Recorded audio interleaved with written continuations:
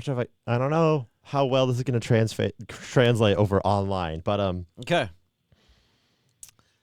So if you watched our last video, and I might put the clip up here as well, but of the difference between how hype we were for the Niners beating the Bears, right?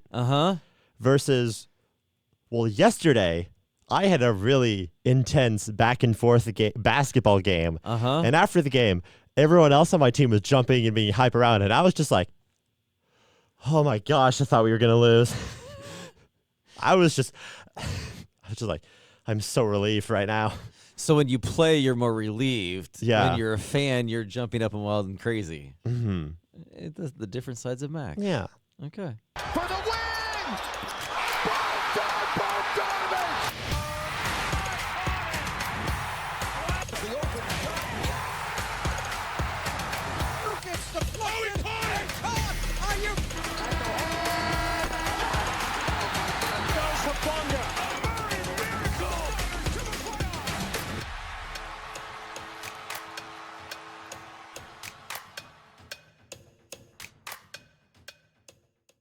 Hello and welcome back to the Eastman Sport Report, your father-son coach-player podcast about the Sacramento Kings and the San Francisco 49ers. I'm your host, Max Eastman, joined once again by my co-host, Steven Eastman. Hello, Max. Hey, everybody out there in the podcast land. We thank you, everybody, for joining, and we love all of our listeners. We thank you very much for listening. Please hit like, subscribe, give us a 5-star review on Spotify. And let's jump into it because if you haven't seen on the channel, we did a live video, like a 5-minute video post game, since we were at the game, as we said in the last podcast we did. Yes. You're at Levi's Stadium watching the game. I surprised Max last week. Yes, Max last week. It was.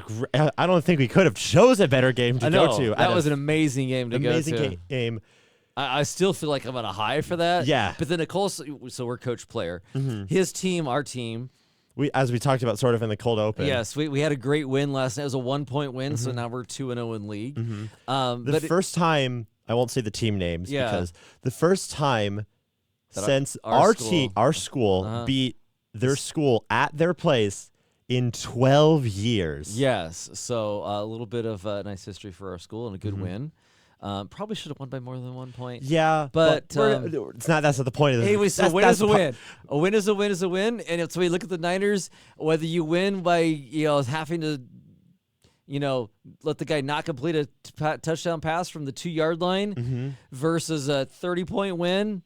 I'll take a win. A win is a win is a win. That's exactly what the Niners did.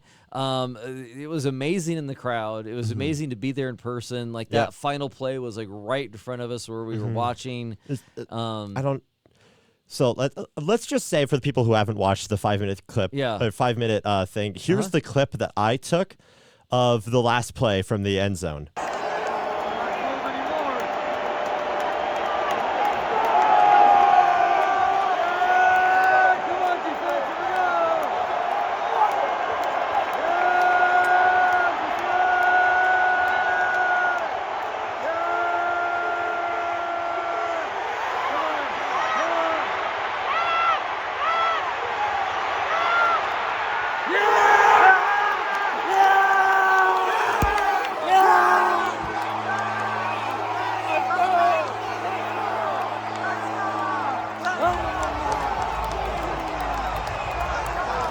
So as you could see, we had pretty good seats, and it was literally, we were right there looking at it. Yeah, I don't think you zoomed in at all on that video clip. No, I zoomed in a little. A little bit. Not much, but like we're right there in the middle of the end zone, so we had good seats on the second level. Yeah.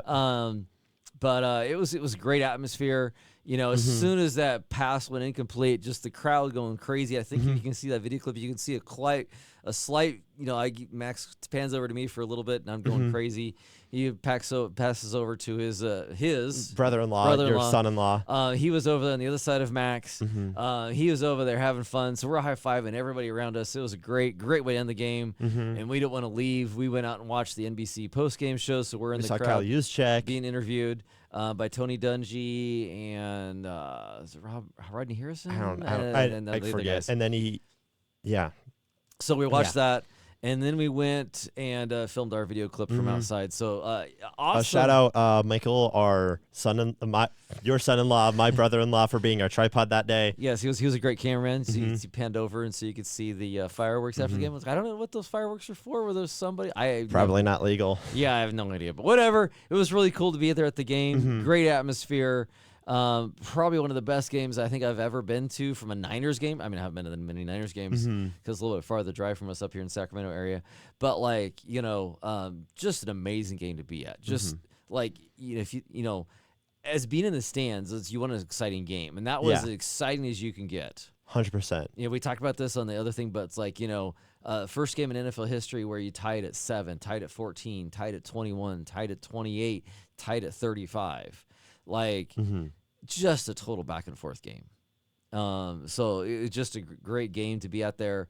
I love how Brock Purdy is getting his flowers, I guess you could say. Yes. From national media. National media are really starting to talk about Brock Purdy. Hey, this Brock Purdy dude, he's pretty good. Yeah. Especially with, I think the thing that woke up the national media and went, wait a minute, he's pretty good, is the one touchdown pass he had to Kyle Juszczyk where he juked out 2 defenders and then snuck the ball right past 2 more defenders to get it right into the corner of the end zone for Kyle Juszczyk. That's the kind of play that like the national media just fawns over and drools over. But like they don't watch as much Brock Purdy as we do. And you don't see like, hey, he's the most efficient quarterback out there. And you look at the efficiency charts I think we showed last week where it's like, if you depending on how many games you play or snaps played, like Brock Purdy and Drake May are the 2 most efficient quarterbacks. On that, Brock Purdy right now is number 1 in the league.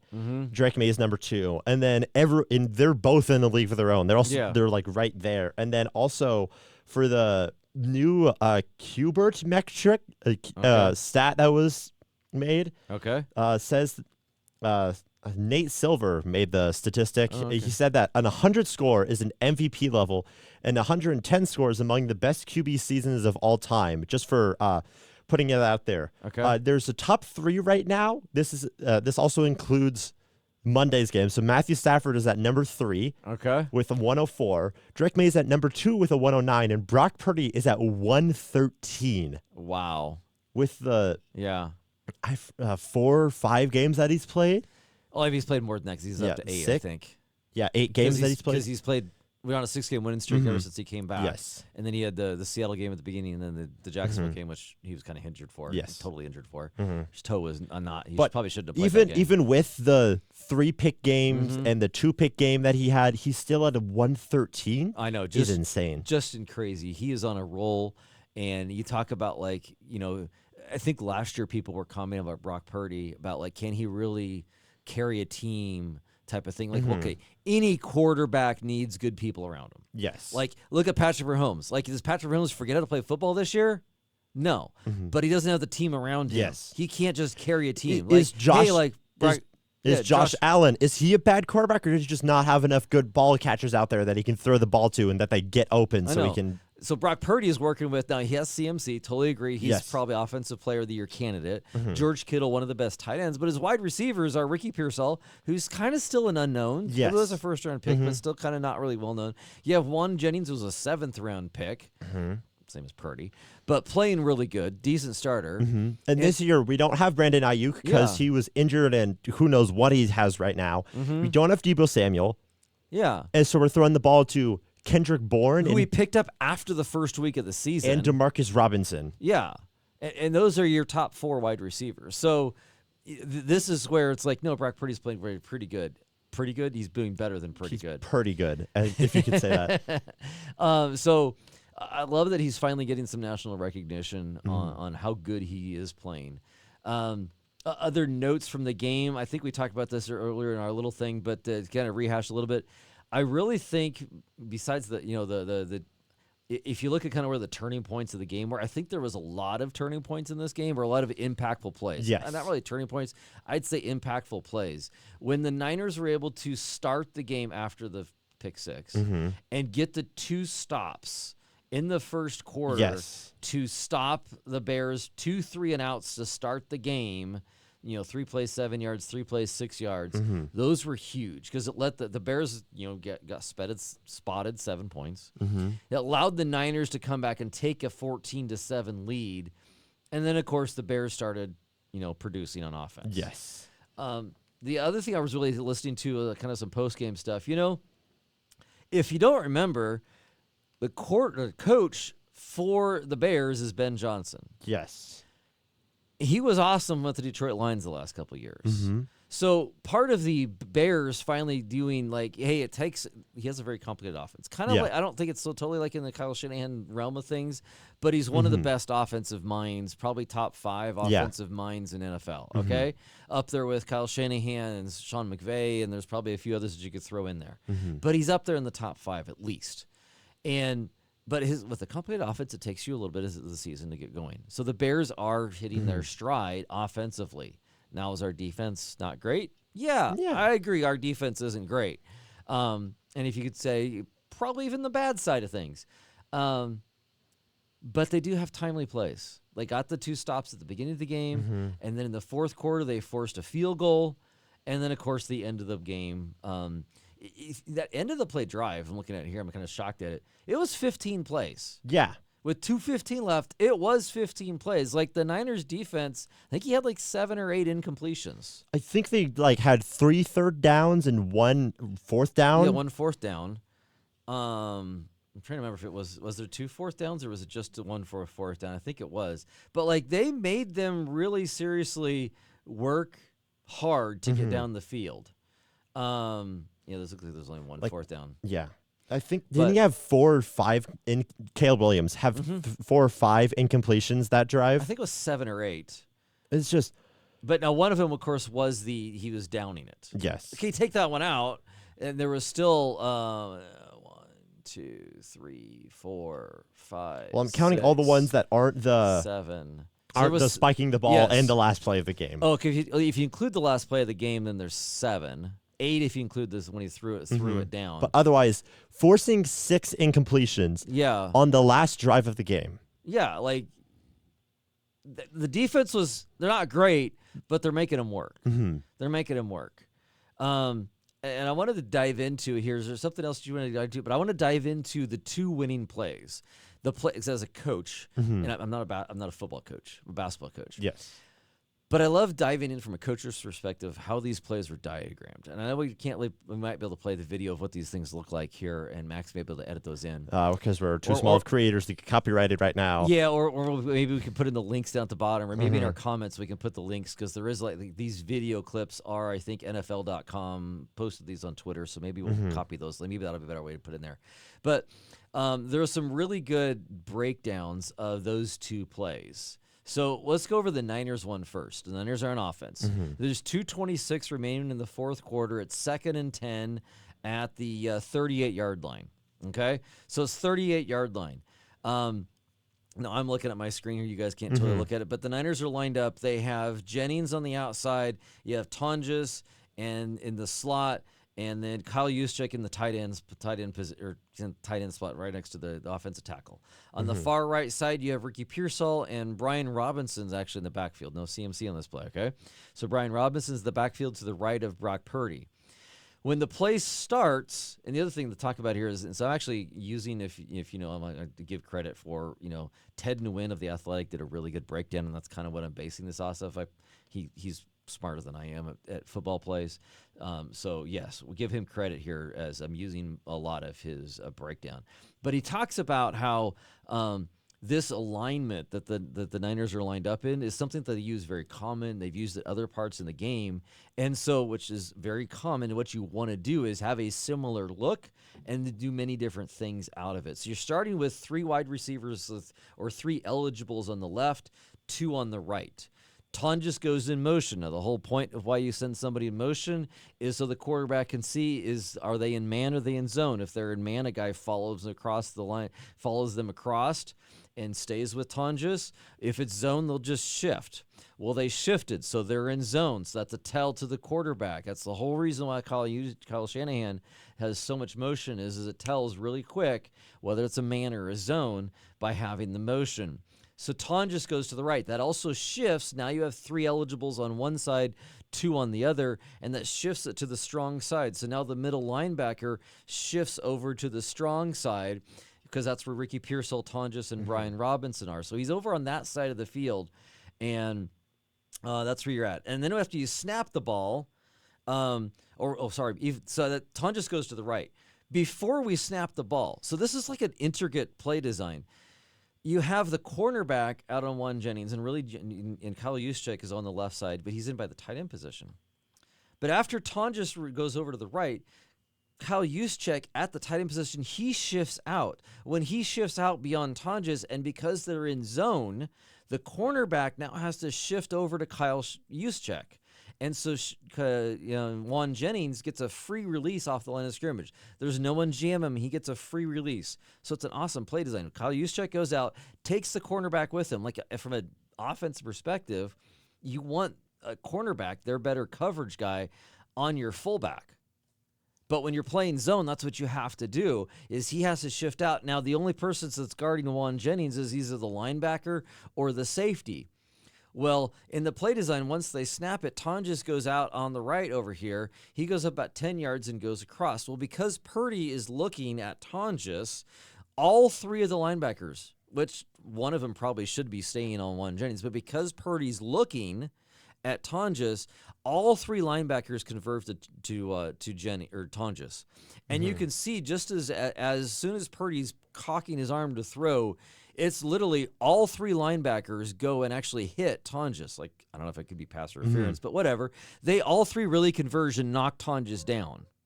But Jennings is going behind him 10 yards behind. So Tonjes is 10 yards out. Jennings is 20 yards out. And he's basically in that, also pulls down the linebackers to Tonjes down there. And then Jennings can get between the linebackers and the safeties. And you get Jennings going right and across. And then you have Pearsall going out this way, taking out one of the corners, and one of the safeties is somewhat on him. So you have one safety basically covered. Jennings goes right in front of him. Perfect pass by Purdy right into that. And then he's running around, and then Pearsall actually gets a little bit of a block for that one. So it's a beautiful play design on this game-winning play. Now, at the time when it happened, I was a little worried at 2:15 left in the game. Is it a little too early? Yes. But it worked out, and hey, you took your shot, and it was a great play. Now, if you also look back on the play, if Purdy didn't want to go totally aggressive, Brian Robinson was wide open, right across the scrimmage, because everybody's occupied, the 3 linebackers. Now, Robinson probably would have got maybe 5 to 8 yards, still would have kept the ball moving and kept it moving down the field, which is perfectly fine. But they got the strike they wanted, and they got the touchdown, which ended up being the game-winning touchdown. Anything else you want to add on that? No, you kind of. I've been trying to look at something, and I couldn't find it. Okay, but I'm trying. Okay, moving to the final defensive play. This one is very interesting. Hearing about how this play happened beforehand, because now we watched it. Max Show talked about the video clip of what it looked like beforehand, and in some ways, when we first saw it, it looked like this jumbled mess, which is exactly what the Niners, somewhat of how the Niners were planning to do. So, it's an interesting play design. Because, at least from a Niners defensive perspective, they only had Bryce Huff and Cleveland Farrell rush on the edges. Now, that was 100% designed. But they had everybody lined up except for one safety. There's one safety back. So it looked like, it's not cover 0, maybe cover 1, where they had basically all the linebackers and the defensive linemen. So it could have been about 6 players going on a full-out blitz. Yeah. Looked like it could be a full-on blitz.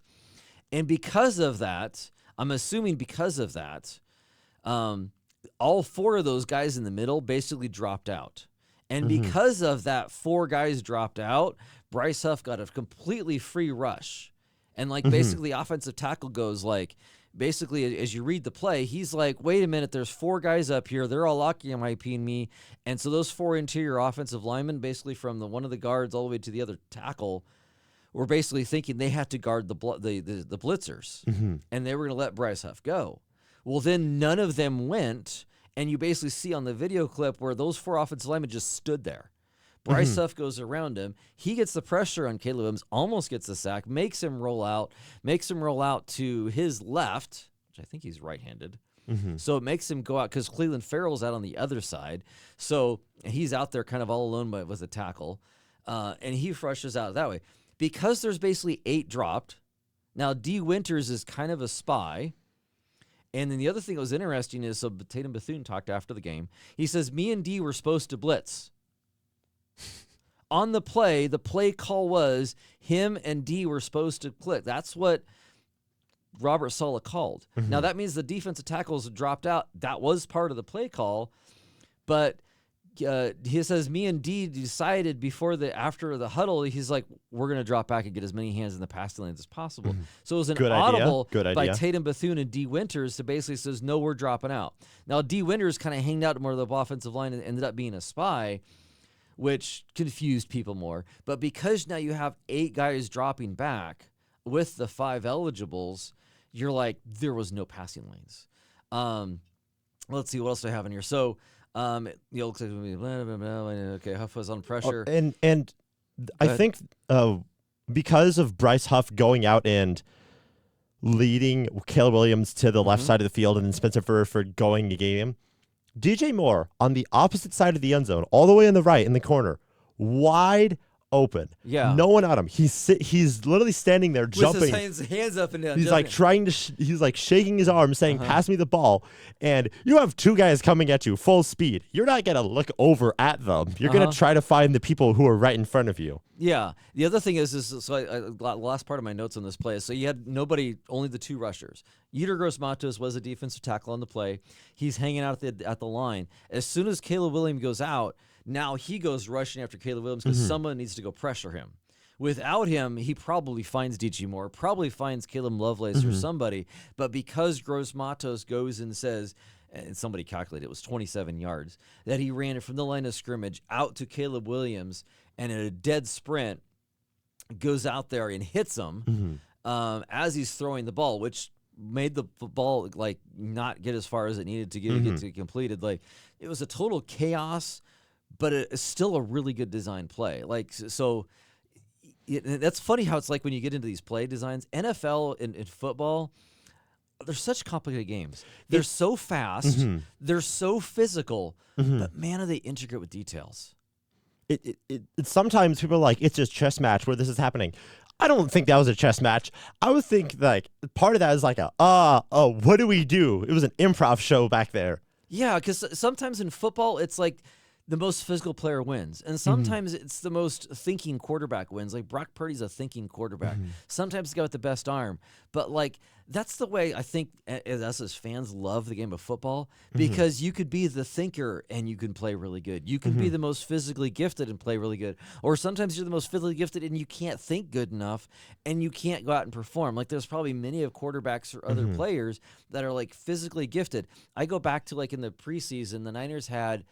There was a undrafted free agent that the Niners had. I forget the guy's name. Not important. But everybody said he's the most physically gifted wide receiver. Yeah. And we cut him midway through training camp because he couldn't process things. Or I don't know. Maybe they just cut him because of other things and he wasn't good enough. I don't know. But it's like, but it gets to the point where this football, I think why so many people love it and we can get behind it, is there's so many intricate details, but yet it's so physical, it's so fast, and it's such like that's why I think the football is such a great game. Anyway, there's my deep dive into coaching perspective for those last 2 plays. I think we're good for the Niners side of this. Okay. Let's go. I do have a few more things. I'll listen to a few more things? Okay, fine. A few more things. Sorry. You said you wanted to be a shorter podcast. We're almost at 30 minutes. Okay. Okay. A few minor things. Time of possession. This was weird. I didn't really realize this until I saw it. And you're like, okay, maybe watching it. Also, I think it's a very different experience, like trying to take notes, which you can't do in a stadium. Yeah. And watch the game versus watching it on TV at home and get all the replays and stuff like that. Totally different experience for Definitely. me. I love both of them, but anyway, Niners in the first half, they had 22 minutes of time of possession. Bears at 8. In the second half, the Niners had 11 and a half. The Bears had 18 and a half. Interesting. You're like, you think about it, like, no, the Bears had longer drives. The Niners scored really fast. Other things of notes, as things you're looking for as we're looking to the next game, the last game of the season here, Christian McCaffrey, if he wants to get 1,000 on the season, which we've been tracking through the season, hey, he's on progress to do that. He still needs 110 yards to get 1,000 receiving yards this season, so he's not on pace to do that. I mean, that's still possible. but not on pace there. Kendrick Bourne a couple weeks ago got his $500,000 because he got 500 yards. He needs 49 more yards, gets to 600. When he gets to 600, he gets another $250K, so we'll see if he gets 49 yards. Mac Jones already got a bonus this year of $500,000 for getting 5 wins as a starter. And Kyle Juszczyk got a bonus check for reaching the Pro Bowl, which we've never really talked about the Pro Bowl players the Niners got. It was cool. I think we got like 2 special team guys. Yeah. Actually made the and made the Pro Bowl. Luke Farrell. He had is it one. Luke Farrell or was I think it was not Luke Farrell. No, That's it's Luke Gifford. Gifford. Yes. I know. I remember one play. I think it was a kickoff. He had a really good tackle, and it's like that's a Pro Bowler right there. And then even in this past game. And then you had is it our snapper long snapper? Yes, he got in there. Sure. I think Pinheiro is he an alternate? I think. I'm not 100% sure. Anyway, the Niners. He might be. So we didn't really get into it too much there. Okay, but that's all my Niner stuff. Do you want to go to our Player of the Game award? Okay. So every single week we take a moment and we thank the Lord for our Player of the Game, which is Brock Purdy. Amen. I mean, Brock Purdy's on fire. Who else do you give it to? He's finally getting it. Like we talked so much about Brock Purdy. 303 yards minus the interception yards was 296. He had an average of 9.2 per completion. He had 3 touchdowns and 2 rushing.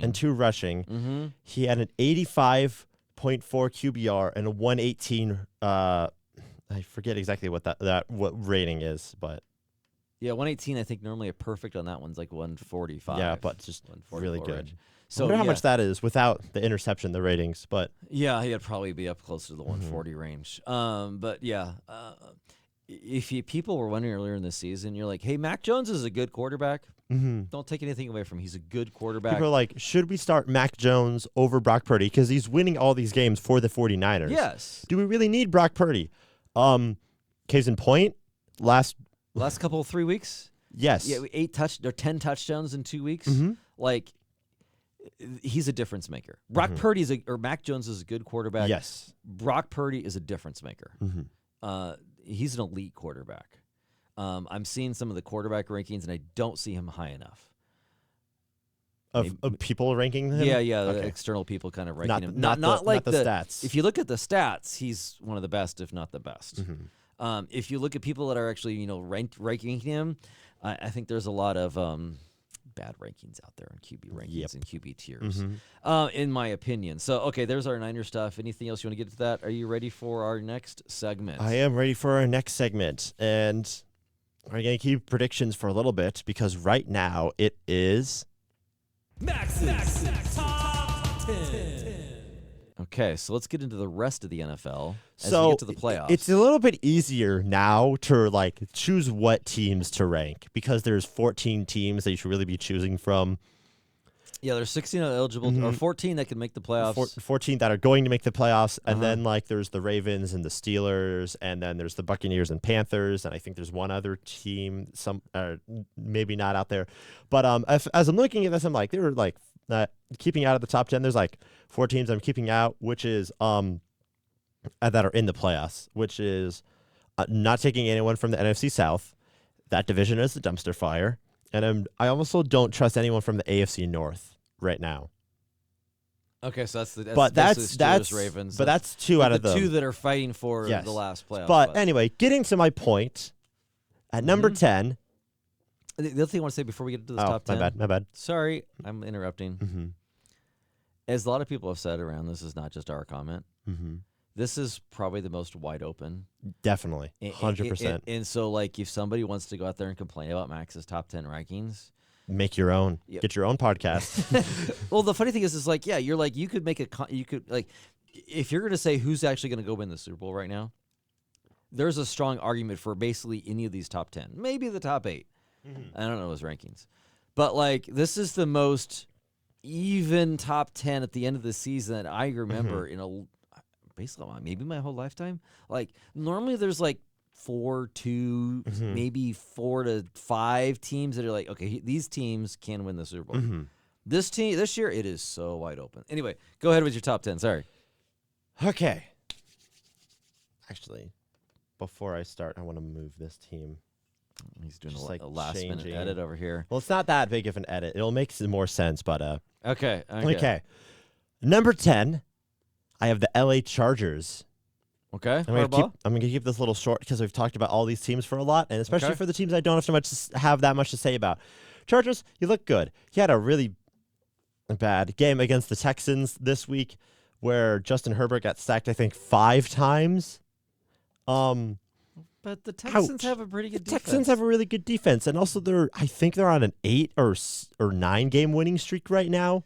So they're one of the hottest teams in the NFL. Yeah. So I'd be scared playing against the Texans in any playoff scenario right now. Yeah, I'm very curious to see how far the Texans could go with that elite defense. It's in a Yes. very elite defense. But we're talking Chargers right now. Attacking Chargers. Yes. Justin Herbert looks really good. I just hope their offensive line can sort of figure things out a little bit more because Justin Herbert is a really good quarterback. He has a good wide receiver room as well. They have a decent defense. It's just that if your quarterback can't do anything and your running back can't do anything either because of your offensive line, it creates some struggles. But I trust in the Chargers as well. Now, if you really get into this, the conspiracy theory of can SoFi Stadium host both the AFC and the NFC Championship game? Well, right now, no, because the Chargers are the 7 seed, but some wacky stuff could happen for seeding. That's true. It could. Okay, number 9. This may seem a little bit harsh, but it doesn't feel right, especially for who they are. Number 9, I have the Buffalo Bills. Ooh, all the way down at number 9. All the way down at number 9, because this Bills team feels so inconsistent.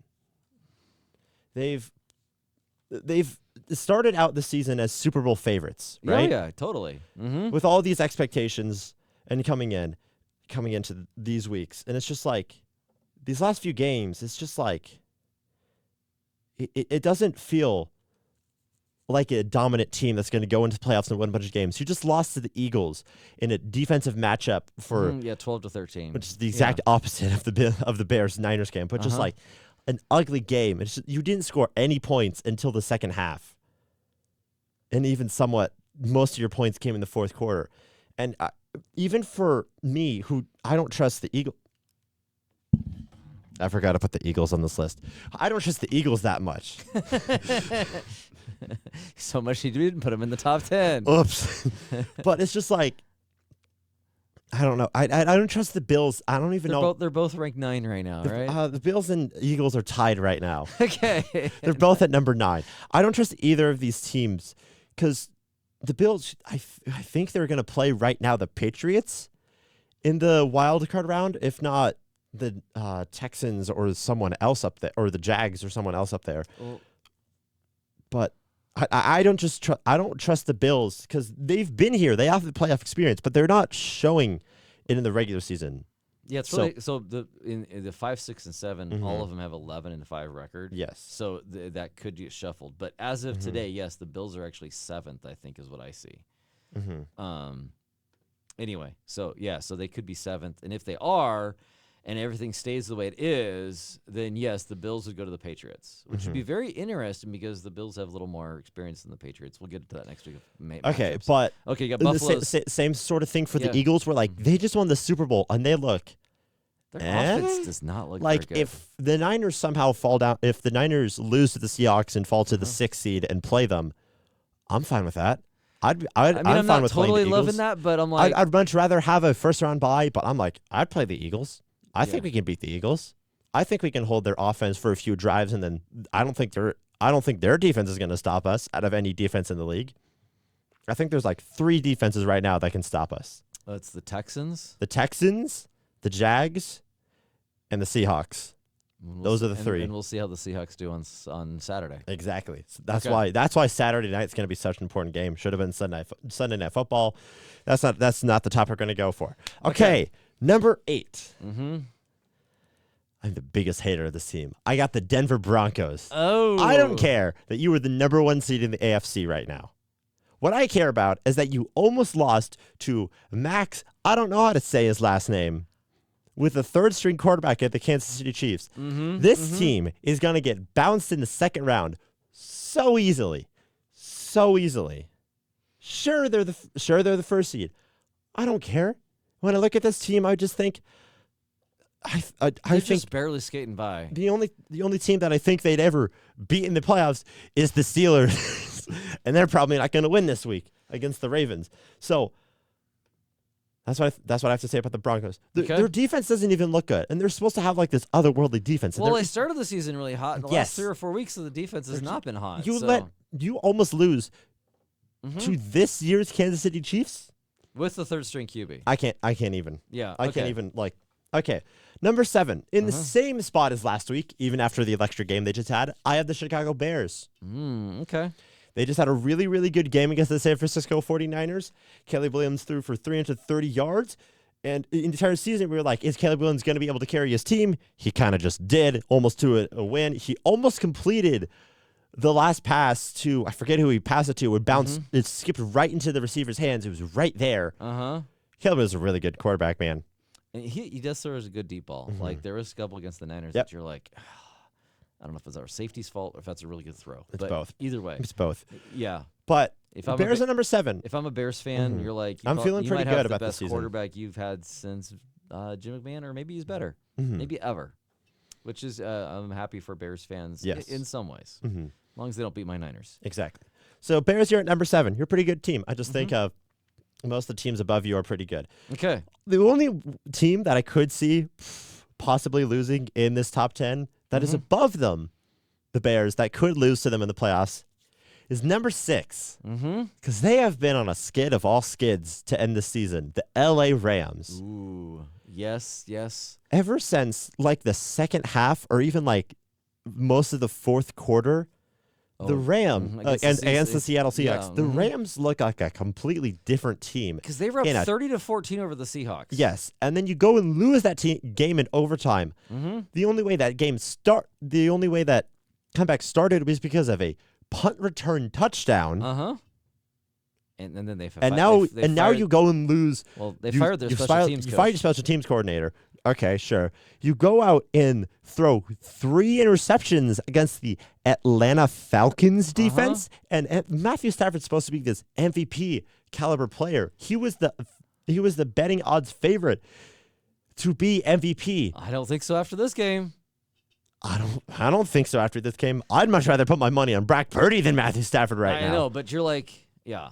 I mean, a lot of people are saying, like, hey, the Rams could be the most complete team. Well, not the last couple weeks. We heard a take, and we both sort of agreed to this. YouTuber on football, football creator Tom Grassi, he said the Niners have the best offense in the NFL. The Seahawks have the best defense in the NFL.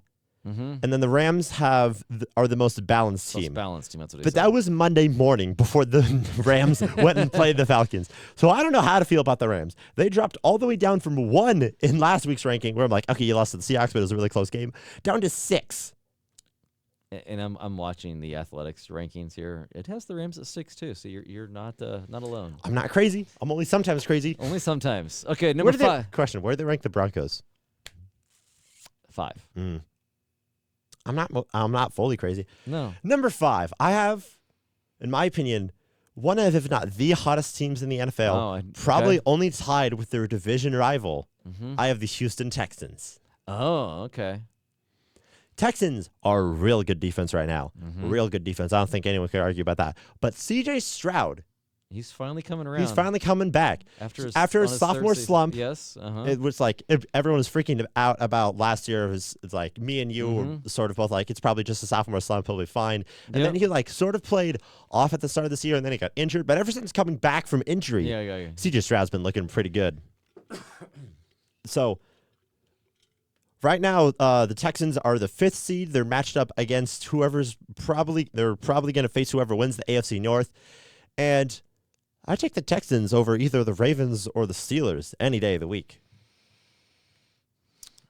I don't care how much people are going to try to talk me out of that. That's how I feel. Okay. Number 4. This is the one. These number 4 and 3 are the 2 teams I switched because I'm like, Number 4 is the Jacksonville Jaguars. Okay, the other hot team. The other hot team. Trevor Lawrence finally looks like the quarterback he was promised to be. He finally looks like the otherworldly talent that went out and everyone went, yep, he's the consensus number 1 overall pick back when he was a freshman. He finally looks like that kid. He's been balling out, and I mean balling out. He's been on. If you could look at the last 6 games, the Jacksonville Jaguars, Trevor Lawrence is playing. For us Niners fans out there, Trevor Lawrence is playing like Brock Purdy right now. Oh yeah. Mm-hmm. If you put that in perspective, how good Brock Purdy's playing, Trevor Lawrence is playing like almost just like him. Mm-hmm. Now, who would I rather have right now? Brock Purdy, but the Jags are pretty good. Yeah, they are. Give them credit. Number 3. Okay, number 3. I got the New England Patriots. Ooh, the Patriots. Okay. Now, personally, if I had these teams in a matchup, I'd pick the Jags. But Is the this number 3? Number 3. Okay. I have the New England Patriots. Because I know who your last 2 are. Oh, I wonder who. Okay. The Patriots have been so good this year. And I think it's like a done deal. You probably put a seal on the envelope unless he goes out and throws those 3 picks. Wink, wink, nudge, nudge. Yeah. Drake May is the MVP of the league. What he's done with this roster that he has, with I think his leading receiver being Kayshon Boutte, which I don't even know who that guy was before this season. But yes. He's just been balling out with a bunch of no names, and he doesn't have that good of an offensive line, and his defense is like middle of the line, and he's still going out winning all these games. Yeah. The Patriots still have a chance for the number 1 seed. Yeah, will Mike Vrabel win Coach of the Year over Kyle Shanahan? If it's not Kyle Shanahan, it's Mike Vrabel. Yeah. But hey, my preseason pick of a shocking. Well, you said they're going to be a wild card team? I did. I was not as high as I probably could have been on the Patriots, but number 3, New England Patriots. Okay. Number 2. Okay. And this sort of leads into our predictions for this week. For Saturday night. For Saturday night. Number 1 seed. Number 1 seed in the NFC. Number 2, I got the Seattle Seahawks. Oh, you're putting the Seahawks. Am I a 2. homer? Yes. Yes, you are. Did I just watch the greatest game probably of my life? Also, yes. Is this why I'm putting the Seahawks at 2? Yes. Am I still scared of the Seahawks? Yes. If there's any team out there that the Niners could lose to, it's the Seahawks. Yeah, 100%. Like whoever wins this game might be hosting the NFC Championship game against the other team. Mm-hmm. Like I think these 2 teams totally could be rematch in the NFC Championship game. Seattle Seahawks. They're pretty good. But there's one thing I want to point out of a little bit of a difference between the 2 teams, the number 1 and number 2. Spoiler, the number 1's the San Francisco 49ers. Oh, who would have guessed? I don't know. You know. But Brock Purdy with quarterback efficiency ranking, he's ranked number 1 currently. Okay. Uh-huh. And where's Sam Darnold at? He's ranked number 23. Yeah. So I think there's a little discrepancy there. So Seattle has a better defense. Seattle definitely has a better defense, and we have a way better offense than they do. Way better offense, but they and still better have quarterback. But they still have a good offense. Oh yeah, they So got one of the best wide receivers. Jackson Smith and Jigba, Yeah. possibly offensive player of the year. Yes, But could the winner between CMC and Jackson Smith and Jigba win the offensive player of the year? this could be the deciding factor. It could be. We'll see who goes off more. Let's talk a little bit more about this when we get to predictions. Okay. So there's your number 1 and number 2. For a recap, I have Chargers at 10, Bills and Eagles at 9, Broncos at 8, Bears at 7, Rams at 6, Texans at 5, Jags at 4, Patriots at 3, Seahawks at 2, and 49ers at number 1. Okay. Go back to, I think it was like week 6, right after we lost to the Buccaneers, or week 7, right after we lost to them. If you go and watch that video, we're like, I still remember us saying, like, we're probably going to make the playoffs, right? Because we're 3-2 by then. Yeah. Or 3-1 maybe. No, Well, 3-2. We were 3-2, 4-2 by that time, and we're like 5-3, but it was 4-2. I think. But we're like, yeah. we're probably going to make the playoffs. But that was right after Fred Warner. But that was right after Fred Warner got injured. It was like, I don't know where we're going to be seated. You go back then and tell me that the Niners, without Fred Warner, without Nick Bosa, and Mikael Williams are number 1. and Mikael Williams, are playing one game to decide whether or not you get the number 1 seed in the NFC, I'd be so excited. I would. I also wouldn't believe you. I would take it so quick and say, let's go have fun in this last game of the season. Okay. You're like, I think when we saw this Niners Seahawks, you're like, is this going to be a meaningful game? And I think you said, I don't know, it might not have been on the podcast, but it was maybe around week 9 or 10. Was like, can that game be for the number 1 seed? So I think you called it long before then, where hey, this game could be. Maybe and Max loves to look for ultimate chaos. Like, could this game be going for that? So I remember you saying that many, it might have been almost 2 months ago now. You were hoping for that. So we got it. We got it. Number 1 seed up for grabs. Boy, it's going to be a good game. The ultimate home field advantage is up for grabs. Yeah, because and again, if you don't know, if the Niners win, because they're at home, they don't pack a bag for the rest of the playoffs, because Levi Stadium hosts the Super Bowl. Like, they can literally go, although if they get the number 1 seed, then they would be 3 more wins at Levi Stadium, a home. Never get on a plane again. Yeah, never pack a bag. They might have to pack a bag because I think they make you stay at a hotel.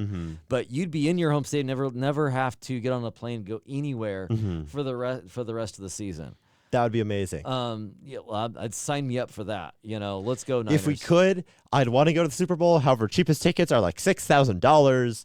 So, no. Yeah, we're probably not going to have to do that. No, we went to the game of the year already. Yeah. So I just hope the Niners don't peak. I hope they continue to get better and better and better. I think they do, because if you look back, hey, they got the Colts game, they got the Bears game, they're just continuing to get better. We just need our defense to catch up right now. Yeah, and our defense to make, again, timely stops. They need to make the timely stops. We understand you're not going to do everything, and you're not going to stop them all the time. It's not going to be a shutout. It's not going to be a 42-0 shutout. Now, that'd be awesome and amazing if it was. But, that's not going to happen. Let's be realistic. But I do think, because the Seahawks have a really good defense, and the Sam Darnold is prone to mistakes, I'm very curious to see how this game plays out. Especially since it's most likely going to be played in the rain as well. Yeah, right now it's projected to be 55 degrees, and at 5 o'clock it's a 65% chance of rain, and at 8 o'clock it's a 45% chance of rain. Now, it does say it's light rain, it's still going to be wet is my point. Yeah, it's going to be wet. Might be a lightish rain. Does that affect Brock Purdy or Sam Darnold more? I don't know. Sam Darnold came from the Niners a couple years ago. Well, Sam Darnold plays in Seattle, so he's probably used to the rain a little bit too. But Brock Purdy is too. So, without saying turnovers are a major factor, I think Sam Darnold throwing up some picks is going to be huge. Can our team actually get those? Can Brock Purdy not throw a pick six? This is a game I don't think you want to throw a pick six and spot somebody 7 points and then have to go catch up. You don't want to do it against Seattle. They're too good. That's not a good thing to go after. This is going to be a fun game. Are we ready for our? We're ready for our predictions. So we are going to be doing right now our Primetime Picks, where we pick out your primetime games in your NFL schedule and tell you who's going to win and who's going to lose. So for our first game, in our predictions, we have in our Saturday night afternoon slot. We have for the NFC South and for the 4th seed in the playoffs. We have Panthers in Tampa Bay against the Buccaneers. Who do you have? Just to rehash here, normally it's primetime games. Since there's only 2 primetime games, we're adding in 2 other games that are super important because we like to make ourselves life hard for ourselves. Okay, Panthers Bucks. Who do I have? Well, Panthers battle of mid right here, in my opinion. Yeah, that's a great definition of this game because the Panthers have been mid all season, but they are hotter than the Bucks. Yeah, but then they just lost this last week. Now it was to the Seahawks, wasn't it? So hey, we just were singing some praises for the Seahawks. It's in Tampa Bay. Every ounce in my bone says Bucks should be the favorite, but I'm going Panthers. That's great because I also picked the Panthers. Oh, man. Okay, so we both picked the Panthers, but I could 100% see this going either way. Because, in some ways, you would think, if you were to go back a couple weeks ago, I would trust Baker Mayfield, who go back to some of our earlier podcasts, and Max put him in our in the MVP conversation. He definitely was, especially after his like third down conversion he had against the Niners, where he like broke 3 tackles, escaped a sack. Like, he was playing out of this world, and now he's just kind of like, he's there. Yeah, he's a quarterback. So like, and then you got Caleb Young, who's young, and Bryce Young. Bryce Young. I'm saying Caleb. Caleb Williams. Bryce Young. Yeah, whatever. He's the number 1 pick. His 3rd year in the league. He's getting better. Give him credit. Like, he's getting better out there. But I kind of think the Panthers are a little bit hotter right now, and I think the Bucs. I don't know what there is, but I just think there's something with the Panthers right now where I think they're playing a little bit better than the Bucs. I agree. And I think they're going to find a way to win, even though it's in Tampa Bay. And they would then get to host a playoff game. Now, they're probably not going to win that game because you're probably either then hosting – well, you're hosting an NFC West team. It could be the Niners, Seahawks, or Rams based on how things going. But the Panthers would be hosting an NFC West team, and I do not think them to predict them, but I will predict them to beat the Bucs. Okay. For the good game. Probably game of the week. Most likely game of the week, unless something happens that isn't foreseen. Our most I should say most anticipated game of the week.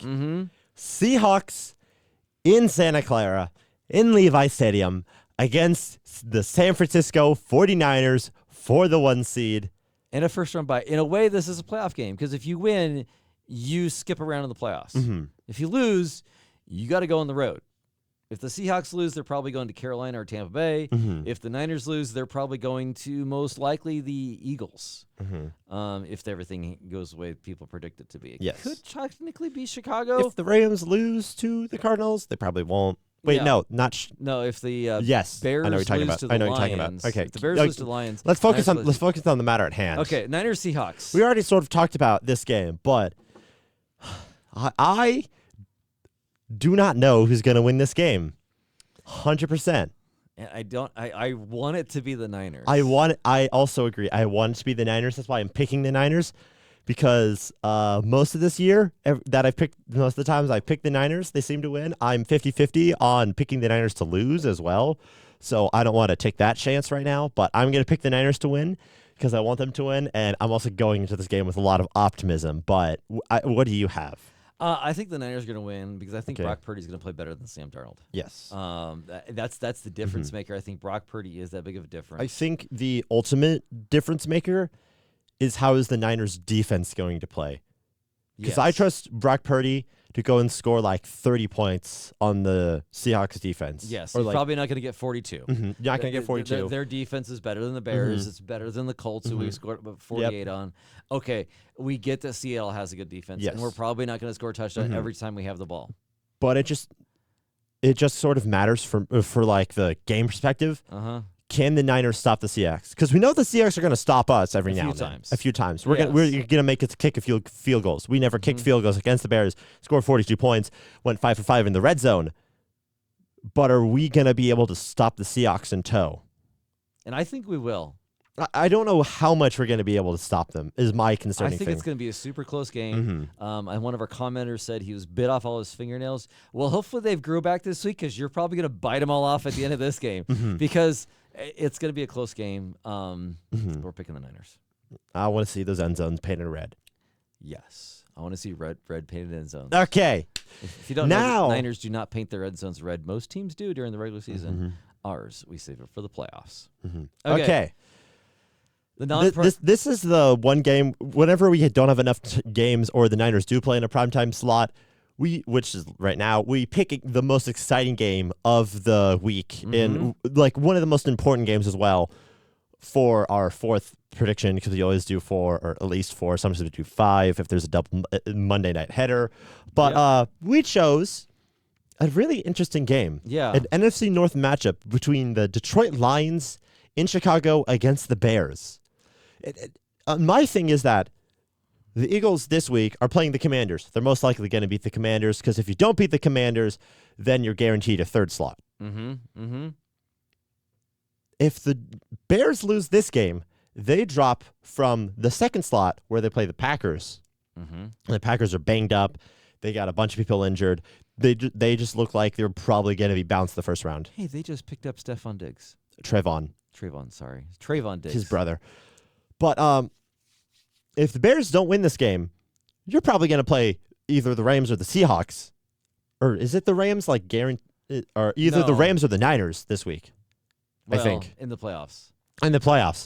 So you kind of want to win this game, Chicago. But also, even though the Lions have nothing to play for, what we've seen for the Lions is they love to play spoiler. If you take a look back about 3 years ago, they played the Packers for a almost meaningless game in Lambeau Field against the Packers, and they spoiled Aaron Rodgers last season in Green Bay. Yep.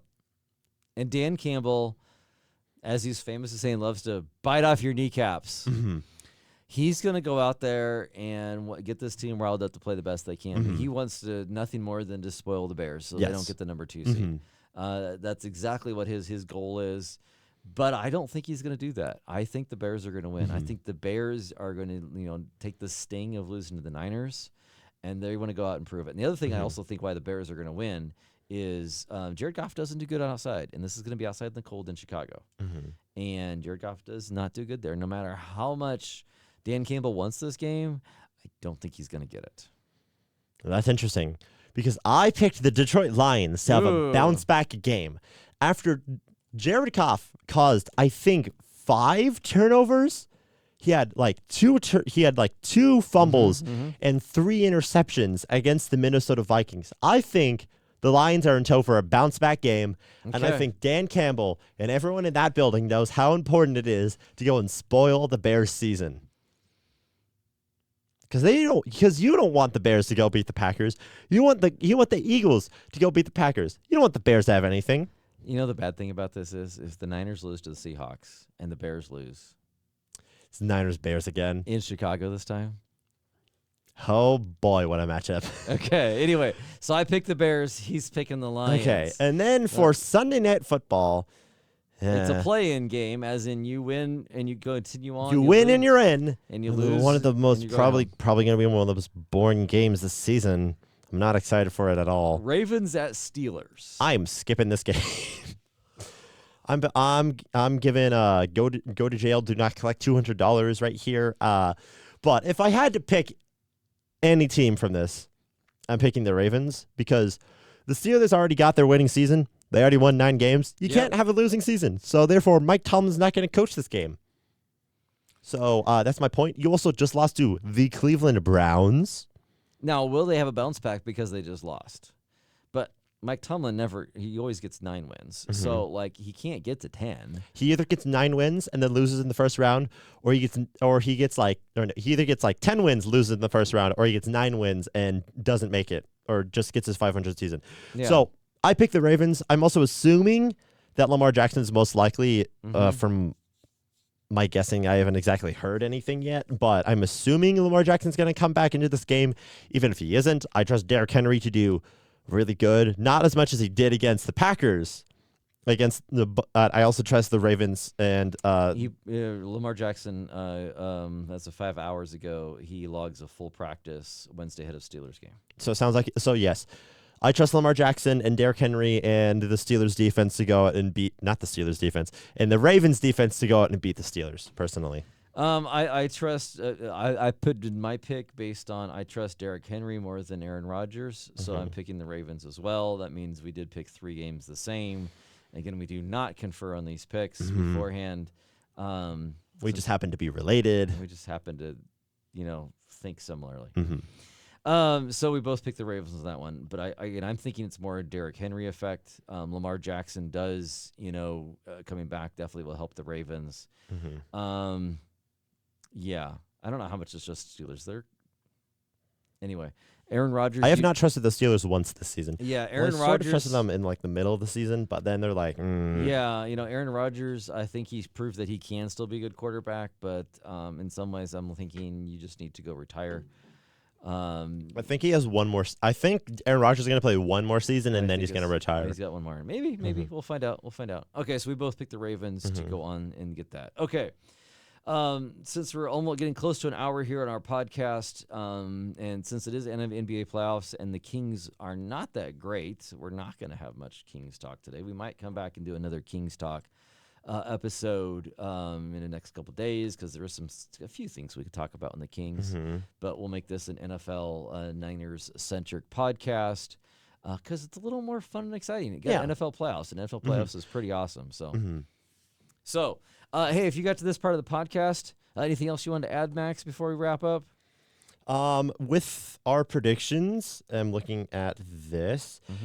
If we go with how we predicted this, I'm including the Bears winning this right now. How the playoffs would look right now, just based off win percentage and what is most likely going to happen. Most likely for the AFC, the Denver gets 1 seed, and then the wild card games are the LA Chargers as the 7th seed against the New England Patriots in New England. The Buffalo Bills as the 6th seed going into Jacksonville. And Jacksonville is the 3rd seed. The 5th seeded Houston Texans go into Baltimore. Baltimore just beating the Steelers to sneak in.